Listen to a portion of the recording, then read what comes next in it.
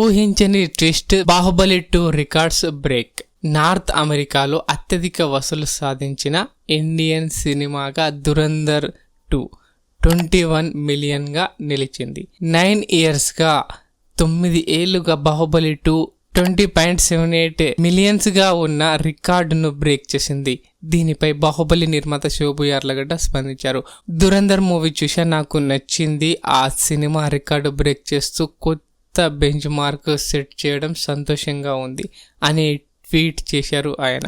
అయితే ధురంధర్ 2 10 రోజుల్లో 1226 కోట్లు వసూలు సాధించింది. అయితే కొందరు రాజమౌళి అండ్ మహేష్ బాబు ఫ్యాన్స్ ధురంధర్ 2 మరో ధురంధర్ 3 వచ్చిన ఆ రికార్డులను అన్నీ తుడిచిపెట్టేందుకు వారణాసి సిద్ధమవుతుంది అంటున్నారు.